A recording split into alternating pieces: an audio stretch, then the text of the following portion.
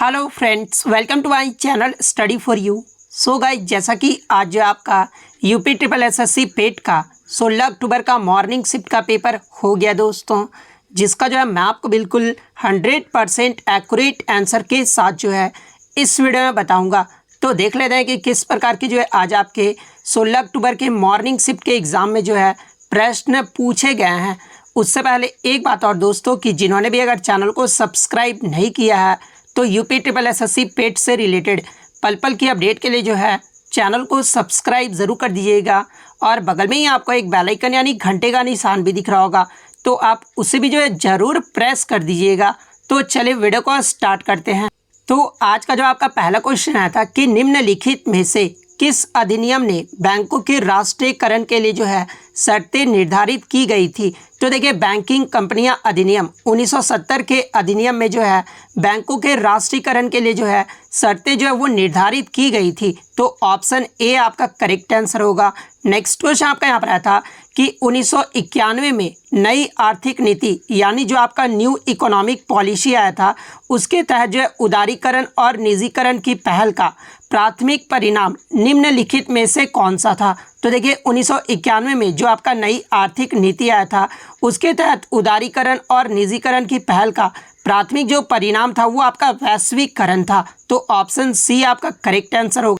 Next question आपका यहाँ पर आया था कि निम्नलिखित में से किसे भारत में हरित क्रांति के जनक के रूप में जाना जाता है। तो देखिए, हरित क्रांति के जनक के रूप में भारत में जो है एम.एस. स्वामीनाथन को जाना जाता है। तो ऑप्शन बी एम.एस. स्वामीनाथन आपका करेक्ट आंसर होगा। नेक्स्ट क्वेश्चन आपका यहाँ पर आया था कि भारतीय संविधान के लिए डीपीएसपी यानी राज्य नीति के निर्देशक सिद्धांत निम्नलिखित में से किस संविधान से प्रेरित था। तो देखिए, भारतीय संविधान के लिए जो डीपीएसपी आपका लिया गया था ना, ये आयरलैंड देश के संविधान से लिया गया था। तो ऑप्शन सी आयरलैंड आपका करेक्ट आंसर होगा।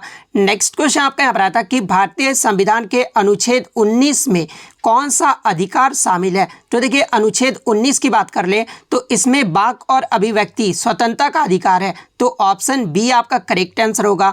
नेक्स्ट क्वेश्चन आपका यहाँ पर है कि संसदीय प्रणाली में कार्यपालिका जो है ये किसके प्रति उत्तरदायी होता है। तो देखिए, संसदीय प्रणाली में कार्यपालिका जो होता है ना, ये विधायिका के प्रति जो है वो उत्तरदायी होता है। तो विधानमंडल ऑप्शन ए आपका करेक्ट आंसर होगा।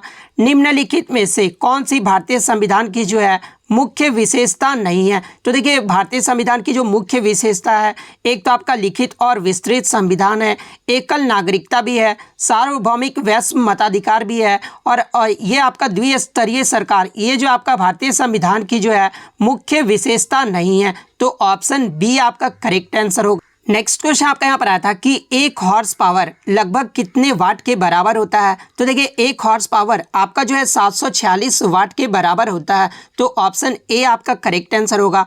निम्नलिखित में से कौन सी एक रासायनिक अभिक्रिया है, यानी कौन सा आपका केमिकल रिएक्शन है। तो कोयले का जलना, ये जो आपका रासायनिक अभिक्रिया है। भोजन का पाचन, ये भी जो आपका रासायनिक अभिक्रिया है।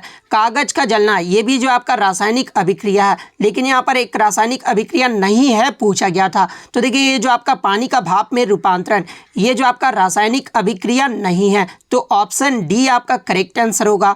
नेक्स्ट क्वेश्चन आपका यहाँ पर आया था कि पायरिया निम्न में से किसका रोग है। तो देखिए, पायरिया जो है ये आपका किस में होता है। तो ये मसूड़ों में होता है। तो ऑप्शन बी आपका करेक्ट आंसर होगा।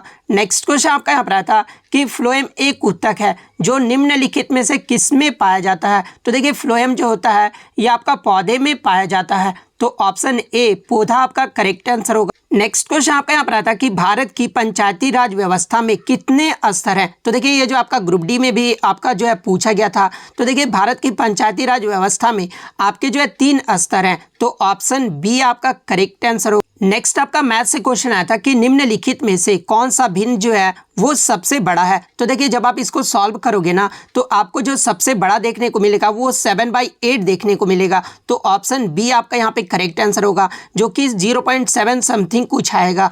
उसके बाद क्वेश्चन नंबर 14 में भी जो आपका मैथ से प्रश्न था, जहाँ पे a³ - b³ के फॉर्मूला में आपका दिया गया है। तो ऊपर और नीचे वाले जो ये आपका कट जाएगा, ठीक है। और यहाँ पर जो आपका क्या बचकर आएगा, तो जब मैंने इसे सॉल्व किया ना तो 2.35 आपका निकल कर आ रहा था। तो ऑप्शन ए आपका करेक्ट आंसर होगा। क्वेश्चन नंबर 15 में पूछा गया था कि 19 का कितना प्रतिशत जो है वो 7.6 है। तो देखिए 7.6 का कितना प्रतिशत 19 का है। तो देखिए 7.6 बाई 19 इंटू 100, क्योंकि हम लोग परसेंटेज निकालेंगे तो यहाँ पर पॉइंट हटाएंगे तो ये नीचे आपका एक जीरो जाएगा, ठीक है। उसके बाद एक जीरो से एक जीरो यहाँ कैंसिल हो जाएगा। उसके बाद 19 चौके कितना होता है तो 76 होता है। तो 10 चौके कितना होगा तो 40 होगा। तो इसका 7.6 कितना प्रतिशत होगा तो ये आपका 40% होगा। तो ऑप्शन ए आपका करेक्ट आंसर होगा। नेक्स्ट क्वेश्चन आपका यहाँ पर आता है कि 60 से 80 के बीच की सभी अभाज्य संख्याओं का जो औसत आपको बताना था। तो देखिए 60 से 80 के बीच आपके कौन कौन से अभाज्य संख्याएं आती है। तो एक आपका 61 आता है, 63 आता है, उसके बाद 67 आता है, 73 आता है, उसके बाद 79 आता है। तो जब आप इसको ऐड करोगे तो हमारा कितना आएगा। तो जब आप ये पांचों को ऐड करोगे तो हमारा 351 आएगा। तो यहाँ पर जो हमारा एवरेज पूछा गया है तो हमारा कितने नंबर है अभाज्य संख्या 1, 2, 3, 4 और 5। तो 351 में 5 से डिवाइड करेंगे तो हमारा कितना आएगा तो 5 7 5 35 यानी 70.2। जिन्होंने भी मारा है ना ऑप्शन ए आपका करेक्ट आंसर होगा। नेक्स्ट आपका वर्गमूल से आया था यानी स्क्वायर रूट से आया था। तो यहाँ पर जो इसका जो स्क्वायर रूट होगा वो हमारा कितना आएगा तो देखिए 3.47 समथिंग कुछ आएगा, ठीक है। इसका स्क्वायर रूट वर्गमूल और 1.254 का कितना आएगा तो 1.12 आएगा। तो इसको 1.12 को माइनस करेंगे तो हमारा आंसर जो निकल कर आएगा ना वो हमारा 2.35 आएगा। ऑप्शन ए आपका करेक्ट आंसर होगा। निम्नलिखित में से कौन सा एसिड कार बैटरी में जो है प्रयोग किया जाता है। तो देखिए ये जो आपका सल्फ्यूरिक एसिड होता है ना ये बैटरी में जो है प्रयोग किया जाता है। तो सल्फ्यूरिक एसिड आपका करेक्ट आंसर हो। नेक्स्ट आपका हिंदी से प्रश्न आया था कि श्वेत और स्वेद का जो है अर्थ पूछा गया था। तो देखिए श्वेत का जो अर्थ होता है वो सफ़ेद होता है और स्वेद का जो अर्थ होता है ना वो पसीना होता है। तो ऑप्शन सी जिन्होंने भी लगाया उनका सही होगा। खाक में मिलना मुहावरे का जो है अर्थ पूछा गया था। तो देखिए खाक में मिलना मुहावरे का जो सही अर्थ होगा वो सब कुछ नष्ट हो जाना होगा। ऑप्शन ए आपका यहाँ पे करेक्ट आंसर होगा। अनिल का पर्यायवाची शब्द पूछा गया था। तो अनिल का आपका पवन होता है। ऑप्शन ए आपका करेक्ट आंसर होगा। उसके बाद गुप्त का जो है विलोम शब्द पूछा गया था। तो देखिए गुप्त का जो विलोम शब्द होता है वो आपका प्रकट होता है। ऑप्शन सी आपका करेक्ट आंसर होगा। सद्भावना का संधि विच्छेद पूछा गया था। तो देखिए सद्भावना का जो सही संधि विच्छेद होगा ना वो आपका सत प्लस भावना होगा। तो ऑप्शन बी आपका यहाँ पे करेक्ट आंसर होगा। उसके बाद आपका इंग्लिश से प्रश्न था जहाँ पे आपको पैसेज पढ़ना था। तो देखिए ये मैंने पूरा पैसेज पढ़ लिया है। एलिजाबेथ न्यू नेवर लिव्ड यानी जो आपका डाउन स्टेयर जिन्होंने भी ऑप्शन सी लगाया ना उनका यहाँ पे सही होगा। उसके बाद 25 की बात कर ले तो एलिजाबेथ वाज सफरिंग फ्रॉम, ये जो है किससे ग्रसित थी। तो एलिजाबेथ की बात कर ले जब आप पैराग्राफ पढ़ोगे तो ये अस्थमा से ग्रसित थी। तो ऑप्शन बी जिन्होंने भी लगाया उनका सही होगा। नेक्स्ट आपका मॉर्न का जो है एंटोनीम पूछा गया था। तो देखिए मॉर्न का मतलब क्या होता है तो दुखी होता है और इसमें जो आपका एंटोनीम होगा वो आपका जॉय होगा। यानी ऑप्शन ए जॉय मतलब क्या होता है तो खुशी होता है। तो ऑप्शन ए आपका करेक्ट आंसर होगा। उसके बाद वन वर्ड सब्स्टिट्यूशन से आपका प्रश्न आया था कि one who sells article at public sales. तो इसका जो आपका करेक्ट आंसर होगा वो आपका ऑक्टियोनीर होगा। ऑप्शन डी आपका करेक्ट आंसर होगा। उसके बाद एग्जाइल का जो आपका सिनोनिम पूछा गया था। तो देखिए एग्जाइल का जो सिनोनिम होगा वो आपका बैनिसमेंट होगा, क्योंकि एग्जाइल का मतलब क्या होता है तो बाहर कर देना होता है। तो ऑप्शन ए आपका करेक्ट आंसर होगा। नेक्स्ट आपका रीजनिंग से प्रश्न आया था 29 में कथन और निष्कर्ष आपको बताना था। तो कथन एक में आपका दिया गया था कि पुलिस प्राधिकरण ने हाल ही में शहर में जो है सुबह के समय चौकसी बढ़ा दी है। और सेकंड कथन आपका दिया गया था कि शहर में छोटे मोटे अपराधों की घटनाओं में जो है काफ़ी कमी आई है। तो कथन हम देख सकते हैं कथन 1 जो है ना ये हमारा कारण है और कथन 2 जो है हमारा ये क्या है तो इसका प्रभाव है। तो ऑप्शन ए आपका जिन्होंने भी लगाया उनका यहाँ पे सही होगा। नेक्स्ट क्वेश्चन आपका यहाँ पर आया था कि विषम जो आपको चुनना था। तो आप क्वेश्चन में क्लियरली देख सकते हैं कि 3, 13, 17, 23 उसके बाद 67 ये सभी जो है आपके क्या हैं तो ये सभी जो आपके अभाज्य संख्याएं हैं। और बात कर ले अगर ये 33 तो 33 जो आपका क्या है तो भाज्य संख्या है। ये आपका 1 से भी कटेगा, 11 से भी कटेगा और ये आपका 33 से भी कटेगा। तो 33 जो है इसमें ऑड वन आउट है। तो ऑप्शन डी जिन्होंने भी मारा 33 उनका यहाँ पे करेक्ट आंसर होगा। नेक्स्ट आपका यहाँ पर आता है कि 6.10 पर घड़ी की घंटे की सुई और मिनट की सुई के बीच कोण जो है वो ज्ञात करना था। तो देखिए इसका फॉर्मूला आपको पता होना चाहिए था। इसका फॉर्मूला आपका क्या होता है, तो m = 11/5। देखिए मैं इसका फार्मूला आपको लिख देता हूँ, ठीक है। तो इसका जो फार्मूला होता है वो क्या होता है, तो मिनट इक्वल टू हमारा, उसके बाद हमारा 2/11 इक्वल टू ये आपका ब्रैकेट में इनिशियल टाइम और इसका बाद आपको इंटू 30 और प्लस माइनस एंगल होता है, ठीक है। तो इस प्रकार से जो है एंगल निकाला जाता है। तो हमारा मिनट जो है हमारा कितना दिया गया है, तो हम यहाँ पे क्लियरली देख सकते हैं कि हमारा मिनट जो है 6 घंटा दिया है और 10 जो हमारा मिनट दिया गया है। तो 10 हमारा मिनट हो गया 2/11। इनिशियल टाइम आपका कितना है, तो 6 है। उसके बाद 30 प्लस माइनस आपका यहाँ पर थीटा हो जाएगा, यानी एंगल हो जाएगा। तो जब आप इसको सॉल्व करोगे तो हमारा 125 डिग्री, ऑप्शन बी जिन्होंने भी मारा ना उनका यहाँ पे करेक्ट आंसर होगा। नेक्स्ट आपका जो है, यदि ए को 26 के रूप में कोडित किया जाता, कोडिंग डिकोडिंग से आपका आया था जो कि अपोजिट पेयर में दिया गया था। तो ये जो आपका पूछा था कि मोबाइल के लिए कोड आपको बताना था, तो देखिए मोबाइल के लिए जो आपका कोड होगा ना वो आपका ऑप्शन बी जिन्होंने भी मारा ना उनका, सॉरी ऑप्शन बी नहीं यहाँ पर हो, ऑप्शन डी होगा, ठीक है। ऑप्शन डी जिन्होंने भी मारा है ना उनका यहाँ पे सही होगा। मैंने इसको अभी जस्ट सॉल्व किया है, ऑप्शन डी आपका करेक्ट आंसर आ रहा है। नेक्स्ट आपका यहाँ पर आया था कि द अन्नामलाई रीड टेल नाम की जो डेजर्ट फ्लाई की एक नई प्रजाति की खोज जो है ये किस राज्य में की गई है। तो सबसे पहले तो आपको ये पता होना चाहिए कि अन्नामलाई ये जो है कहाँ पर है, तो ये आपका केरल राज्य में है। तो आप इजीली जो है अन्नामलाई जानते थे कि किस राज्य में है, तो आप इजीली जो इसका आंसर लगा देते। तो ऑप्शन ए आपका यहाँ पे करेक्ट आंसर होगा। नेक्स्ट क्वेश्चन आपका यहाँ पर आया था कि गोपी ने विवेक से कहा वह व्यक्ति मेरी माँ के इकलौते भाई का पिता है, गोपी उन्हें जो है क्या कहेगा, तो गोपी जो है उन्हें नाना कहेगा। तो ऑप्शन सी आपका करेक्ट आंसर होगा। नेक्स्ट आपका यहाँ पर आया था कि आईएनएस तरकस ने लाल सागर में किस नौसेना के जहाज़ों के अल्माज यानी PC 411 और निमेर PC 413 के साथ जो है एक समुद्री साझा अभ्यास का आयोजन किया है। तो देखिए आईएनएस तरकस ने लाल सागर में जो है सूडान नौसेना के साथ एक जो है अभ्यास का आयोजन किया गया था। तो सूडान आपका करेक्ट आंसर होगा। नेक्स्ट क्वेश्चन आपका यहाँ पर आता है कि जागृति निम्नलिखित में से किस क्षेत्र से जो है वो संबंधित है। तो देखिए बात कर ले जागृति के बारे में, तो ये आपका उपभोक्ता जागरूकता से के क्षेत्र से जो है ये संबंधित है। तो कंज्यूमर अवेयरनेस, ऑप्शन बी आपका करेक्ट आंसर होगा। महाराष्ट्र में स्थित औरंगाबाद का नया नाम लिखना था, तो औरंगाबाद का जो नया नाम हो गया ये आपका संभाजी नगर हो गया है। ऑप्शन ए आपका करेक्ट आंसर होगा।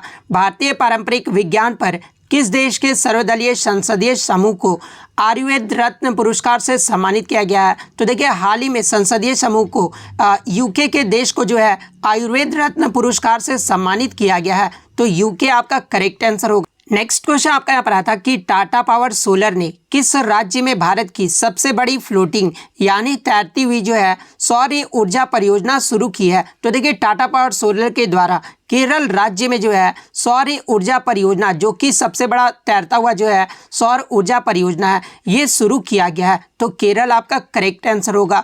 हिमाचल प्रदेश में 21वां दिवसीय संयुक्त अभ्यास व्रज प्रहार 2022 किन देशों के बीच जो है वो संपन्न हुआ है। तो देखिए व्रज प्रहार 2022 जो है ये आपका भारत और संयुक्त राज्य अमेरिका के बीच जो है ये संपन्न हुआ है।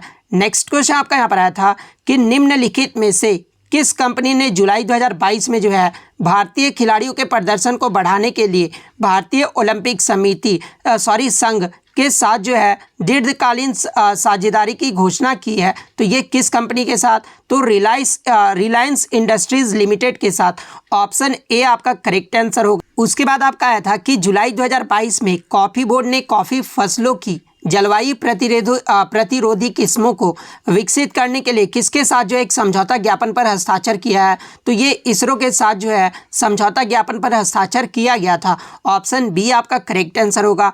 निम्नलिखित में से कौन सा देश जो है भारत के साथ सबसे लंबी अंतर्राष्ट्रीय सीमा साझा करता है। तो देखिए ये जो आपका बांग्लादेश देश है ना, ये भारत के साथ सबसे लंबी अंतर्राष्ट्रीय सीमा जो है वो साझा करता है। तो ऑप्शन ए बांग्लादेश आपका करेक्ट आंसर होगा। निम्नलिखित में से कौन सी इजराइल की राजधानी है। तो देखिए इजराइल की राजधानी की बात कर ले तो ये आपका जेरूसलेम है। ऑप्शन ए आपका यहाँ पे करेक्ट आंसर होगा। नेक्स्ट आपका यहाँ पर आता है कि डाक कर्मयोगी पोर्टल का उद्देश्य क्या है। तो देखिए डाक कर्मयोगी पोर्टल का जो उद्देश्य है ना वो लगभग 4 लाख ग्रामीण डाक सेवकों की क्षमताओं में वृद्धि, ये जो इसका मुख्य उद्देश्य है। तो ऑप्शन बी आपका करेक्ट आंसर होगा। नेक्स्ट आपका यहाँ पर आता है कि निम्नलिखित में से किस राज्य में विधान परिषद है? तो ये कर्नाटक राज्य में विधान परिषद है। ऑप्शन बी आपका करेक्ट आंसर होगा। भारतीय वायुसेना दिवस ये जो है कब मनाया जाता है? तो ये 8 सितंबर को जो है प्रतिवर्ष भारतीय वायुसेना दिवस के रूप में मनाया जाता है। तो ऑप्शन बी आपका यहाँ पे यहाँ पर वायुसेना दिवस के बारे में पूछा गया है। तो देखिए वायुसेना दिवस की बात कर ले तो ये आपका 8 अक्टूबर को मनाया जाता है। तो ऑप्शन सी जिन्होंने भी लगाया ना उनका यहाँ पे सही होगा। निम्नलिखित में से किसे भारत का स्कॉटलैंड भी कहा जाता है? तो देखिए भारत का जो स्कॉटलैंड है ना ये कुर्ग को कहा जाता है। तो ऑप्शन ए आपका करेक्ट आंसर होगा। नेक्स्ट आपका यहाँ पर आता है कि कला मथुरा से स्टेटसिलिंग की पारंपरिक कला पूछी गई थी। तो देखिए कला मथुरा से जो है स्टेटसिलिंग की जो पारंपरिक कला है ना ये सांझी है। तो सांझी ऑप्शन सी आपका करेक्ट आंसर होगा। निम्नलिखित में से 2014 में बनाया गया भारत का 29वां राज्य कौन सा था? तो देखिए तेलंगाना जो है ये भारत का 29वां राज्य बना था जो कि 2014 में बना था। तो तेलंगाना आपका करेक्ट आंसर होगा। नेक्स्ट आपका यहाँ पर आता है कि निम्नलिखित में से किस व्यक्ति ने जो है प्रसिद्ध पुस्तक the story of my experiments with truth ये जो है पुस्तक लिखी है? तो देखिए माई एक्सपेरिमेंट्स विद ट्रूथ पुस्तक जो है ना ये महात्मा गांधी के द्वारा लिखा गया है। तो महात्मा गांधी आपका करेक्ट आंसर। नेक्स्ट आपका यहाँ पर आता है कि वायुमंडल में ग्रीन हाउस गैस से पृथ्वी के अधिकांश उत्सर्जित किस विकिरण को जो है अवशोषित करती है जो निचले वायुमंडल को गर्म करती है? तो ये जो आपका अवरक्त विकिरण को जो है अवशोषित करता है जो निचले वायुमंडल को जो है गर्म करता है। तो अवरक्त विकिरण ऑप्शन बी आपका यहाँ पे करेक्ट आंसर होगा। नेक्स्ट क्वेश्चन आपका यहाँ पर आया था कि वॉलीबॉल निम्नलिखित में से किस देश का राष्ट्रीय खेल है? तो देखिए वॉलीबॉल जो है आपका श्रीलंका और नेपाल देश का जो है राष्ट्रीय खेल है। तो ऑप्शन बी आपका करेक्ट आंसर होगा। उसके बाद जो आपको हिंदी में गद्यांश पढ़ना था और गद्यांश पढ़कर 54 से 58 तक जो आपको उत्तर देना था। तो देखिए मैंने सारे गद्यांश पढ़ लिया है। 54 में पूछा गया था कि आज की युवा पीढ़ी में मादक पदार्थों के प्रयोग की लत पड़ रही है, दिए गए कारणों में इस लत का कौन सा कारण उचित नहीं लगता है? तो देखिए परिवार का धनी होना और बच्चों का अनियंत्रित जेब खर्च मिलना। तो ये जो कारण है ना वो लत का कारण जो उचित नहीं लग रहा है। तो ऑप्शन बी जिन्होंने भी लगाया उनका यहाँ पे सही होगा। नेक्स्ट आपका यहाँ पर मादक पदार्थों का सेवन करने वाले युवाओं को किस बीमारी का खतरा होता है? तो ये शारीरिक अक्षमता, पागलपन और सुसुप्ति, HIV एड्स और मानसिक असंतुलन का जो है वो खतरा बना रहता है। तो ऑप्शन डी आपका यहाँ पे करेक्ट आंसर होगा। आपकी दृष्टि में मादक द्रव्यों का सेवन करने वाले बच्चों के लिए सबसे ज़्यादा कौन जो है वो दोषी होता है? तो देखिए सबसे ज़्यादा जो दोषी होता है ना वो बच्चे के मित्र होते हैं। ऑप्शन सी आपका यहाँ पे करेक्ट आंसर होगा। 57 की बात कर ले तो 57 में जिन्होंने भी ऑप्शन ए को लगाया है उनका यहाँ पे सही हो जाएगा। उसके बाद बात कर लेते 58 नंबर की। मादक द्रव्यों की लत पड़ने के बाद युवकों में जो है कौन सी प्रवृत्ति जो है प्रमुखता से दिखाई देती है? तो देखिए युवकों में जो आपका अनुशासनहीनता और हिंसा में शामिल होना, उसके बाद मानसिक संतुलन खो देना, चोरी करने की आदत, ये सभी जो है आदतें जो है ना वो दिखाई देती है। तो ऑप्शन सी आपका यहाँ पे करेक्ट आंसर होगा। उसके बाद जो आपके DI के प्रश्न थे तो उसको लास्ट में मैं आपको सॉल्व करा दूंगा। गौतम बुद्ध को ज्ञान किस नदी के तट पर प्राप्त हुआ था? तो देखिए गौतम बुद्ध को ज्ञान जो है ना ये आपका निरंजना नदी के तट पर जो है वो प्राप्त हुआ था। ऑप्शन डी जिन्होंने भी लगाया उनका यहाँ पे करेक्ट आंसर होगा। ये क्वेश्चन आपका धुंधला लेकिन मैं आपको पढ़ के बता देता हूँ कि एग्जैक्टली क्या प्रश्न पूछा गया था। पूछा ये गया था कि हर्षवर्धन के शासनकाल के दौरान निम्नलिखित में से कौन सी नई राजधानी थी जो थानेसर में स्थानांतरित हुई थी? तो देखिए आपका हर्षवर्धन के शासनकाल के दौरान जो थानेसर में जो राजधानी स्थानांतरित किया गया था ना वो कन्नौज को किया गया था। तो ऑप्शन ए कन्नौज जिन्होंने भी मारा उनका यहाँ पे करेक्ट आंसर होगा। निम्नलिखित में से किस सेना की ताकत छापामार यानी गुरिल्ला रणनीति थी? तो ये जो गुरिल्ला रणनीति थी ना ये मराठाओं की थी। तो ऑप्शन ए जिन्होंने भी मारा उनका यहाँ पे सही होगा। नेक्स्ट क्वेश्चन आपका यहाँ पर आया था कि हड़प्पा सभ्यता के दौरान डांसिंग गर्ल यानी नर्तकी की कांस्य से प्रतिमा बनाने के लिए जो है किस तकनीक का इस्तेमाल किया गया था? तो ये आपका मोम लिपि ढलाई यानी कास्टिंग का जो इस्तेमाल किया गया था। ऑप्शन डी आपका करेक्ट आंसर होगा। नेक्स्ट आपका यहाँ पर आता है कि पूर्ण स्वराज की मांग करने वाले प्रथम कार्यकर्ता का नाम लिखना था। तो देखिए पूर्ण स्वराज की जो मांग है ना ये सबसे पहले जो है हसरत मोहानी के द्वारा किया गया था। तो ऑप्शन डी आपका यहाँ पे करेक्ट आंसर होगा क्योंकि स्वराज की जो मांग है ये दयानंद सरस्वती के द्वारा और जो आपका मांगा गया था। उसके बाद दादा भाई नौरोजी ने जो है स्वराज की मांग की थी। लेकिन यहाँ पे पूर्ण स्वराज की मांग पूछी जा रही है, तो हसरत मोहानी आपका करेक्ट आंसर होगा। और मैं आपको बता दूं कि पूर्ण स्वराज की जो मांग है वो 1929 के लाहौर अधिवेशन में किया गया था, जिसकी अध्यक्षता पंडित जवाहरलाल नेहरू ने किया था। नेक्स्ट क्वेश्चन आपका यहाँ पर आया था कि निम्नलिखित में से किसे स्वदेशी आंदोलन का जो है प्रमुख कारण माना जाता है। तो देखिए स्वदेशी आंदोलन का जो प्रमुख कारण है ना, ये बंगाल का विभाजन करने का निर्णय, ये जो आपका प्रमुख कारण माना जाता है। तो ऑप्शन सी आपका करेक्ट आंसर होगा। नेक्स्ट क्वेश्चन, ब्रिटिश ने निम्नलिखित में से किस भाषा को जो है भारतीय समाज में प्रस्तुत करने की उत्सुकता दिखाई थी। तो देखिए ब्रिटिश तो है, तो ये आपका इंग्लिश अंग्रेजी भाषा को ही जो है प्रस्तुत करने का उत्सुकता दिखाएगा, तो अंग्रेजी आपका करेक्ट आंसर होगा। उसके बाद आप कहते हैं कि फॉरवर्ड ब्लॉक की स्थापना निम्नलिखित में से किसके द्वारा की गई थी। तो ये सुभाष चंद्र बोस के द्वारा जो है 1939 में फॉरवर्ड ब्लॉक की स्थापना की गई थी। खिलाफत मुद्दे पर उठाने के महात्मा गांधी के निर्णय के पीछे जो है मुख्य कारण पूछा गया था। तो देखिए इसका जो मुख्य कारण था ना, वो हिंदू और मुसलमानों के बीच अधिक एकता लाने के लिए जो है ये आपका मुख्य कारण था। ऑप्शन ए आपका यहाँ पे करेक्ट आंसर होगा। नेक्स्ट क्वेश्चन, भारत में निम्नलिखित में से किस स्थान पर जो है दिन और रात के तापमान में व्यापक अंतर पाया जा सकता है। तो देखिए थार मरुस्थल में जो है आपके दिन और रात के टेम्परेचर पर व्यापक अंतर जो है वो पाया जा सकता है। तो थार मरुस्थल ऑप्शन ए आपका यहाँ पे करेक्ट आंसर होगा। नेक्स्ट आपका यहाँ पर आता है कि विश्व को कितने प्रमुख काल क्षेत्र यानी टाइम जोन में जो है वो विभाजित किया गया है। तो देखिए विश्व को जो है ये 24 टाइम जोन में जो है विभाजित किया गया है, तो 24 आपका करेक्ट आंसर होगा। निम्नलिखित में से कौन जनसंख्या परिवर्तन का घटक नहीं है। तो देखिए जनसंख्या परिवर्तन का जो घटक होते हैं ये आपके प्रवर्सन यानी माइग्रेशन भी होता है, जन्म भी होता है, मृत्यु भी होता है, लेकिन मॉर्बिडिटी ये जो आपका रुग्णता है ना, ये जो आपका जनसंख्या परिवर्तन का घटक नहीं होता है। तो ऑप्शन ए आपका करेक्ट आंसर होगा। लक्षद्वीप की जो है राजधानी पूछी गई थी। तो देखिए लक्षद्वीप का जो राजधानी है वो आपका कवरत्ती है, तो कवरत्ती आपका यहाँ पे करेक्ट आंसर होगा। उसके बाद आपका आया था कि स्थिरता के साथ विकास के उद्देश्य से निम्नलिखित में से कौन सी पंचवर्षीय योजना शुरू की गई थी। तो देखिए यह जो आपका स्थिरता के साथ विकास के उद्देश्य से जो है आपका चौथी पंचवर्षीय योजना शुरू किया गया था। तो ऑप्शन ए आपका करेक्ट आंसर होगा। निम्नलिखित में से किसमें व्यक्तियों या व्यक्तियों के समूह के स्वामित्व वाले व्यवसाय शामिल है। तो ये आपका जो निजी क्षेत्र है ना, इसमें जो आपके व्यक्तियों के समूह में स्वामित्व वाले व्यवसाय जो है वो शामिल है, तो निजी क्षेत्र आपका करेक्ट आंसर होगा। नेक्स्ट आपका यहाँ पर आता है कि उस जंगल का नाम बताइए जिसमें जो आपके पृथ्वी ग्रह के फेफड़े के रूप में जाना जाता है। तो देखिए अमेजन वर्षा वन को जो है पृथ्वी ग्रह के फेफड़े के रूप में जाना जाता है, तो अमेजन वर्षा वन आपका करेक्ट आंसर होगा। तो सभी क्वेश्चन को जो है मैंने सॉल्व कर लिया है। अगर आपको डीआई के क्वेश्चन का आंसर की देखना है तो मैं टेलीग्राम पे जो आपको पीडीएफ जो है डाउनलोड कर दूंगा, वहाँ पे जो आपको डीआई के सारे आंसर जो है वो आपको 100% एक्यूरेट जो है वो देखने को मिल जाएंगे। तो अगर आपको देखना है तो टेलीग्राम से ज़रूर जुड़ जाइएगा। तो अगर वीडियो अच्छी लगी हो तो वीडियो को जो है लाइक ज़रूर कर दीजिएगा, और इसी तरह किसी भी एग्ज़ाम का रियल एनालिसिस पाने के लिए जो है चैनल को सब्सक्राइब ज़रूर कर दीजिएगा। तो मिलते हैं नेक्स्ट वीडियो में, तब तक thank you, all the best.